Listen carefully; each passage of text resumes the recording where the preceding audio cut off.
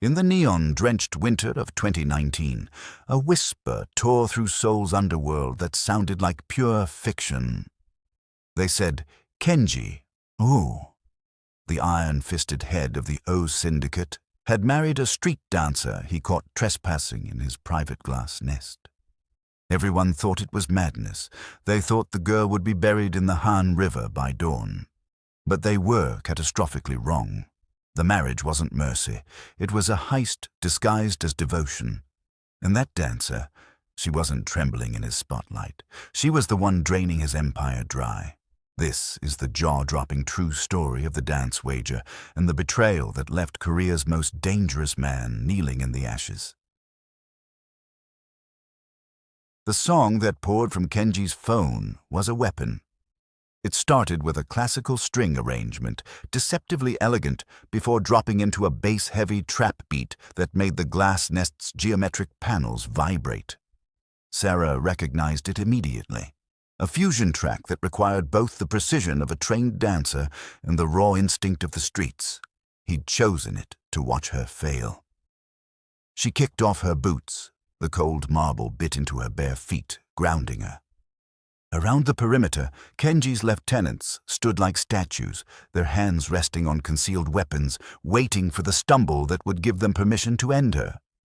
Kenji himself leaned against the glass wall, arms crossed, his face unreadable except for the slight curve at the corner of his mouth. He wanted a show. Sarah gave him war.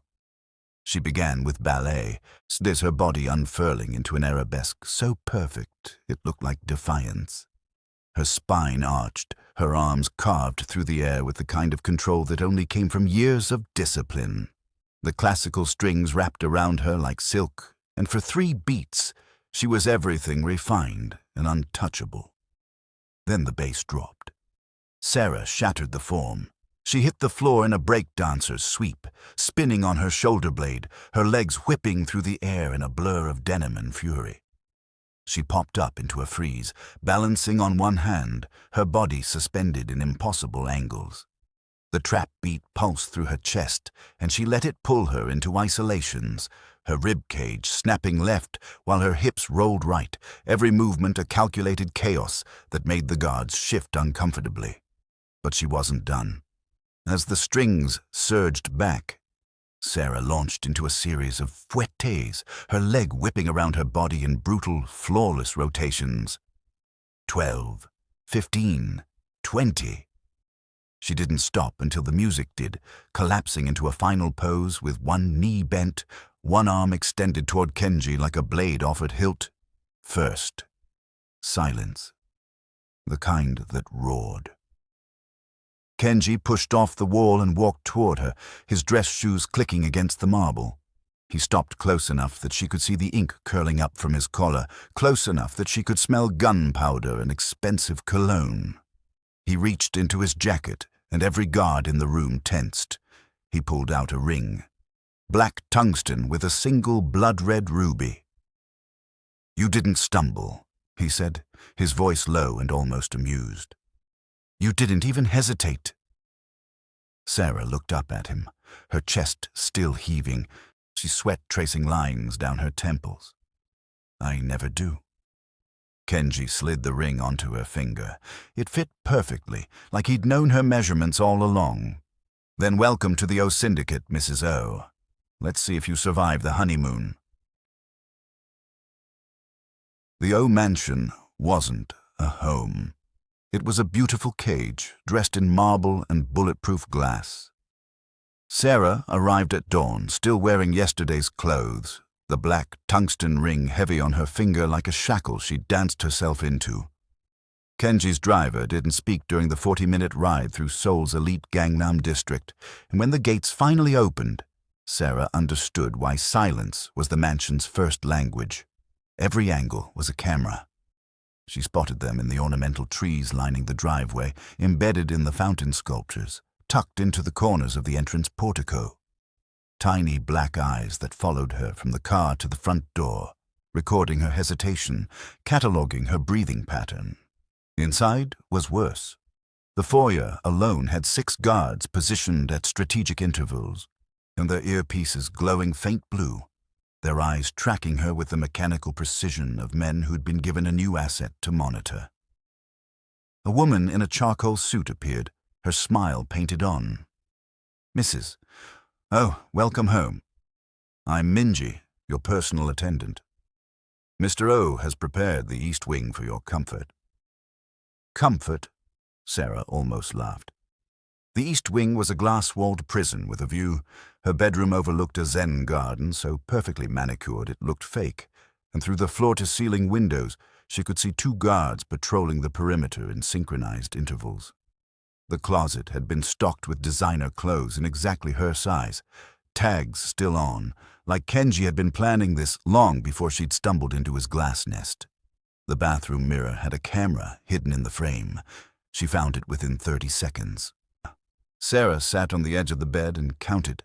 14 cameras in the bedroom alone, 23 in the hallways between her wing and the main house. The surveillance wasn't just security. It was obsession disguised as protection, and she could feel Kenji's eyes on her even when he wasn't in the room. He appeared that evening, walking into her quarters without knocking because locks apparently didn't apply to husbands.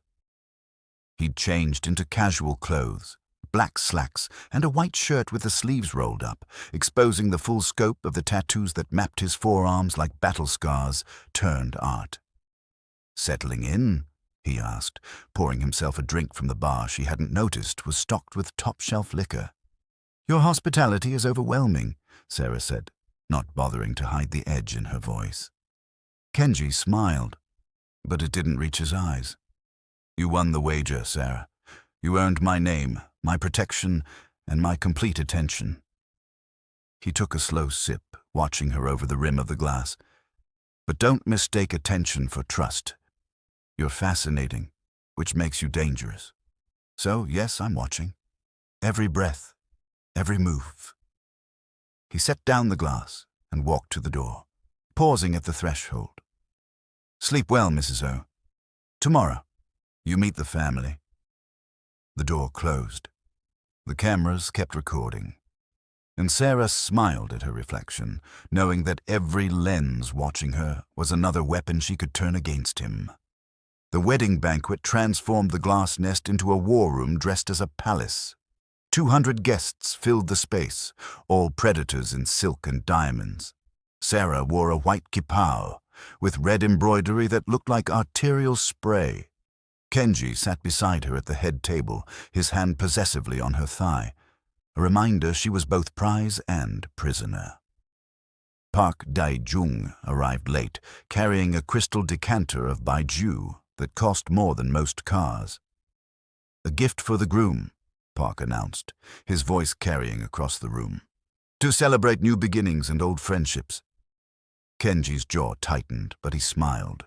"Your generosity is noted." A server poured the liquor into 2 glasses.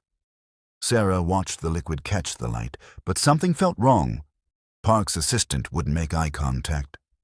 The server's hand shook. Sarah had grown up reading tells before bullets flew. Park's glass had a barely visible smudge on the rim, wiped too carefully. His drink was safe. Kenji's wasn't. The glasses were raised. Everyone watched. Sarah's hand shot out and grabbed Kenji's wrist before the glass reached his lips. "Wait," she said, loud enough that conversations died mid-sentence. Kenji turned to her, confusion flickering across his face. "Sarah." "Switch glasses with him," she said, her eyes locked on Park. "If it's truly a gift between old friends, he won't mind drinking from the groom's cup." The room went silent. Park's smile froze, his face turning the color of spoiled meat. His guards shifted, hands moving toward concealed weapons, but Kenji's men were faster. Within seconds, 20 guns were drawn, all pointed at Park's delegation. Kenji stood slowly, taking the glass from Sarah's hand. He walked around the table and stopped in front of Park, holding the drink out like an offering. "Please," Kenji said softly, his voice a blade wrapped in velvet. "Share my joy." Park stared at the glass, sweat beading on his forehead. He stumbled backward, his guards forming a wall as they retreated. "Guilty," Kenji's men descended like wolves, dragging the park delegation out while their patriarch screamed about misunderstandings. Sarah sat perfectly still, knowing she'd just saved the life of a man she was supposed to destroy. Kenji returned to his seat, his eyes finding hers with an intensity that made her skin prickle. He picked up her hand, the one wearing his ring, and pressed it to his lips.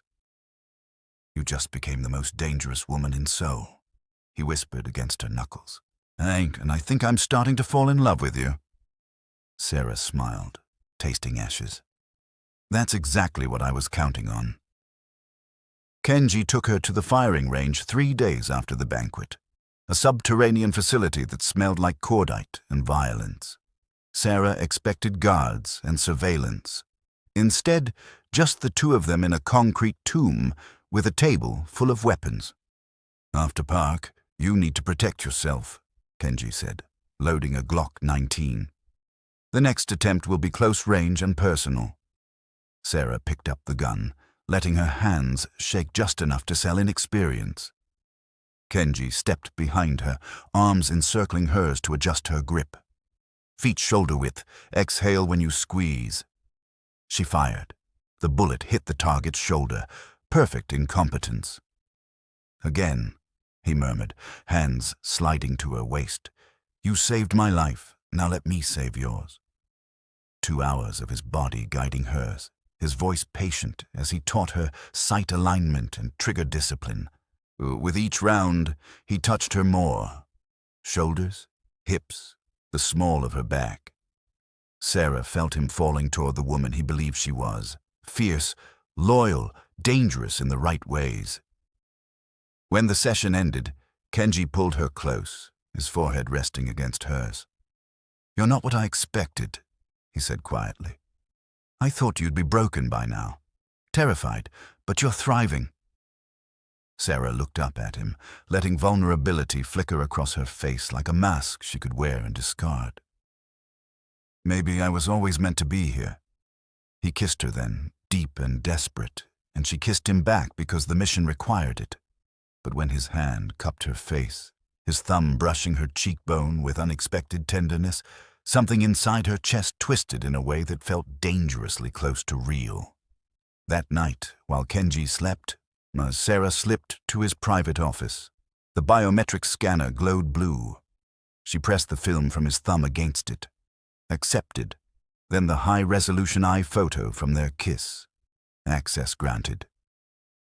Numbers filled the screen. Decades of blood money. Sarah connected the cloning drive hidden in her lips case. 15 seconds. 20. 30. Behind her, Kenji murmured her name in his sleep. Sarah's finger hovered over cancel, wondering which version of herself was the lie. The drive beeped. Complete. She erased her tracks and returned to bed, letting Kenji pull her close, his arm across her waist like a chain made of trust. The message came through a burner phone taped behind the toilet tank, the only room without cameras. 3 words, "Clock is ticking." The attachment showed her sister Emma outside a Vancouver coffee shop, laughing with friends. The next photo, Emma's apartment building. The third, her front door, numbers clear and damning. Sarah dialed the encrypted number, hands shaking. "You were supposed to deliver the Apex key 3 weeks ago." Min's voice, cold and efficient.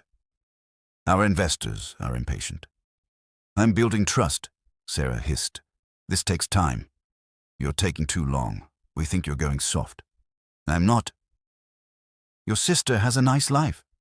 Scholarship. Future." Min paused. It would be unfortunate if a gas leak or mugging interrupted that. Sarah's vision blurred. "Touch her and you get nothing. Then get us the key." 72 hours. And after that, Emma becomes permanent leverage. The line died. Sarah sat on cold marble, walls crumbling.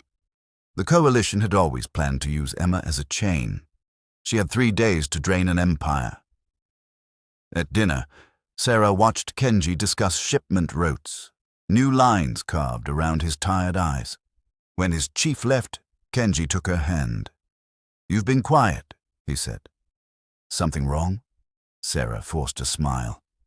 "Just thinking how quickly things change. Change can be good. A month ago, I was alone. Now I have you." The words landed like bullets. Sarah looked at this man who'd given her everything and felt the weight of what came next. He thought she was his queen. He didn't know she was counting down to detonation. "Kenji, if you could access all your accounts from one location, would you?" He considered, his business mind calculating. It would be efficient." "Why?" "Just curious how you manage everything." He smiled, proud and doomed. "I'll show you tomorrow. The Apex key system, my entire legacy in one encrypted network." Sarah smiled back, tasting ashes. "I can't wait." 72 hours. Her sister's life. Kenji's heart. The choice that would make her ghost or monster.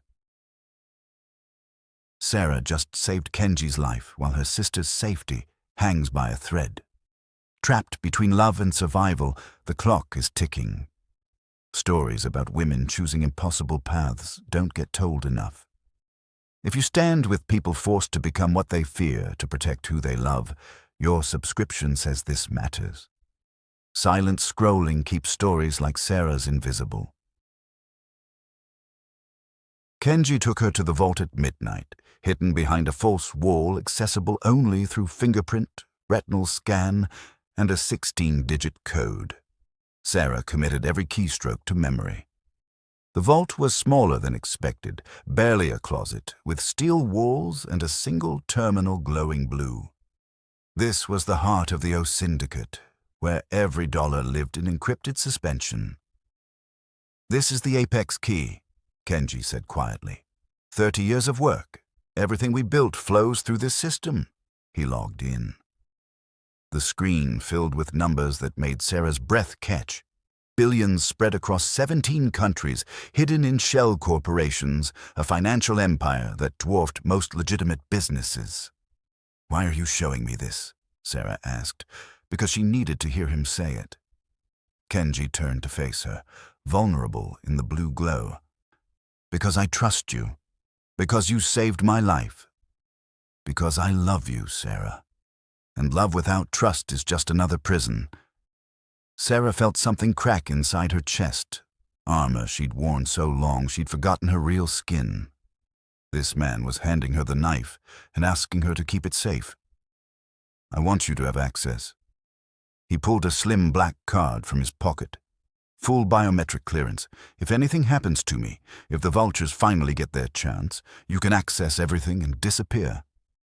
He pressed the card into her palm. "This is my heart. I'm giving it to you." Sarah looked at the card, understanding it was surrender, faith, absolute trust from a man who'd never trusted anyone. She thought of Emma, of Min's cold voice, of 60 hours left. "Kenji," she whispered, voice breaking, "you shouldn't trust me this much." He smiled, no brushing hair from her face. "Maybe not, but I'm going to anyway." He kissed her forehead, gentle and devastating, then left her alone with his empire spread across the screen and the key burning in her hand. Sarah stood in the blue glow, ghost broker and queen wrestling inside her skin, knowing whatever choice came next would destroy one of them forever. The final gala was Kenji's victory parade disguised as diplomacy. 500 guests filled the glass nest, every major syndicate pretending to celebrate unity while calculating betrayals. Sarah wore crimson silk, Kenji's arm around her waist. She had 8 hours left on Min's deadline. "You look nervous," Kenji murmured as they moved through the crowd. "Just overwhelmed," Sarah lied, feeling the USB drive in her clutch. He kissed her temple. "You're family now." Family. A bullet to swallow later. At 11 p.m., Sarah excused herself. Moving through the crowd, she went to Kenji's office, using his access card to bypass security. The vault terminal hummed to life, recognizing her biometrics. She inserted Min's drive, a virus that would drain every account while framing the Park and Choi families. Code cascaded across the screen. The billions began migrating to coalition accounts. Transfer initiated. 6 minutes. Her phone buzzed. Min. Confirm execution. Sarah's fingers hovered. Through the windows, she saw Kenji laughing with his lieutenants, trusting his wife was safe, his empire secure. She thought of Emma's smile, of Kenji's gentle hands teaching her to shoot, of who she'd been before the dance. Sarah pressed enter. The virus unleashed, accounts emptied like opened veins, 30 years of blood money flowing into darkness. Red warnings flashed as the empire collapsed. The system generated false evidence, communication logs between Park and Choi families building a conspiracy that would tear the underworld apart. Sarah pocketed the drive, erased her logs, triggered the secondary protocol. In 90 seconds, security would find Park's digital fingerprints everywhere. She returned to the gala, heart turning to ice. Kenji found her near the champagne fountain, face lighting up. There you are. I was starting to think you'd abandoned me. Never, Sarah said, watching his empire burn behind his trusting eyes. The alarms screamed 30 seconds later. The chaos erupted in waves. Alarms, security flooding the vault, then the discovery that 30 billion had vanished. Sarah played her part perfectly, wide-eyed beside Kenji while his analysts traced the theft to fabricated Park's servers. It was the Parks, his lead analyst said. Months of planning. Kenji's expression went dark. Lock down the city. Find every Park alive. He turned to Sarah. You need to leave. They'll come for you. I'm not leaving you. You don't have a choice. He kissed her hard. Safe house in Busan. I'll come for you. But Sarah had a different destination. She grabbed keys to Kenji's Audi R8 and disappeared into Seoul's neon streets, 3 miles before the first SUV appeared. Min's men. The coalition wanted their ghost broker silenced, no loose ends. Sarah pushed to 140, weaving through traffic. But the SUVs kept coming. 4 now, boxing her toward Mapo Bridge. Gunfire shattered her window. Sarah ducked, the car fishtailing. She hit the bridge at 160, city lights blurring, and realized this was always the ending. Behind her, Kenji's Mercedes joined the chase. He'd followed her. Sarah's phone lit up with his call. She answered, hands white-knuckled on the wheel. Sarah, stop the car. Kenji's voice, raw with panic. Whatever you're running from, we'll face it together. She wanted to laugh. She wanted to scream. Instead, she whispered, I'm sorry. Then she yanked the wheel hard right. The Audi hit the bridge railing at full speed, metal screaming, concrete shattering. For one suspended moment, Sarah was airborne. The city spread beneath her like scattered diamonds. She saw Kenji's Mercedes skid to a stop. She saw him throw open the door and run to the edge. The car tumbled, once, twice, 3 times, before slamming into the Han River in an explosion of fire and water that lit up the night sky like a dying star. Kenji fell to his knees on the bridge, hands gripping the broken railing, watching the flames spread across the black water. His guards surrounded him, trying to pull him back, but he wouldn't move. Couldn't move. Sarah, he whispered, and the name came out like a prayer for the dead. The river swallowed the wreckage whole. Currents carried burning debris downstream while police sirens wailed in the distance. Rescue boats appeared, searchlights cutting through smoke, finding nothing. No body, no survivor. Just ashes and the ghost of a woman who danced her way into a king's heart and burned his empire to the ground. 5 years later, Sarah Vane stood in a Bangkok penthouse, watching the sun bleed gold across the Khao Phraya River. Her hair was platinum now, the bridge scar faded to silver. She wore a white silk suit that cost more than the Audi she'd crashed, and when she smiled at her reflection, it was the smile of a woman reborn as something infinitely more dangerous. the silent architect. That's what they called her in whispers across every criminal network from Seoul to Singapore. The ghost who controlled every illegal dollar in Asia, who moved money like chess pieces and made kingpins dance without showing her face. Behind her, Min entered, older and less confident. Sarah had bought him first after the explosion, redirecting billions into accounts he thought were his own. By the time he realized, everything traced back to Sarah until she owned him completely. "Quarterly reports," Min said, hands shaking as he set down a tablet. Sarah didn't turn. "How's the O syndicate?" Kenji rebuilt. Smaller, mostly legitimate. He's different. Different. Sarah had watched from a distance for 5 years, seen him transform from Mafia king into something quieter, sadder. He'd married her memory, keeping the glass nest sealed like a tomb. And my sister? Emma graduated med school, Vancouver General. No idea you're alive. Good. Sarah had paid for Emma's education with Kenji's money, erased every coalition threat, built protection so complete her sister could live normally, unaware her dead sister controlled the underworld. The Park and Choi families? Min paled. Still at war. The fabricated evidence destroyed both syndicates. They've bled each other dry for years.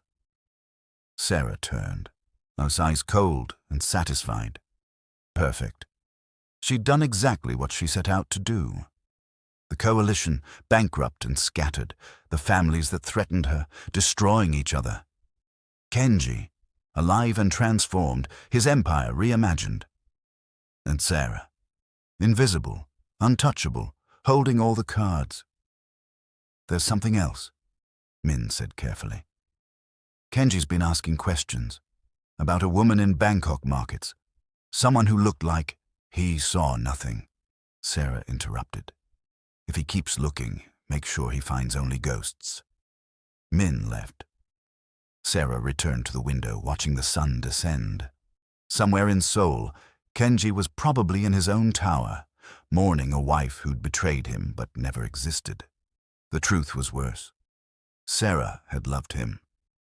Maybe still did. But love was a luxury she couldn't afford when survival required becoming monstrous. She'd danced for him once, fusion of 2 worlds. Now she danced alone, pulling strings across an empire built on ashes of the woman she'd pretended to be. The silent architect smiled at the dying light and raised her glass to the ghost of Sarah. Oh, the Mafia queen who'd burned so beautifully before vanishing into legend. Sarah didn't just survive, she rewrote the entire game from ashes to empire. You just witnessed a woman transform from street dancer to the silent architect, controlling billions.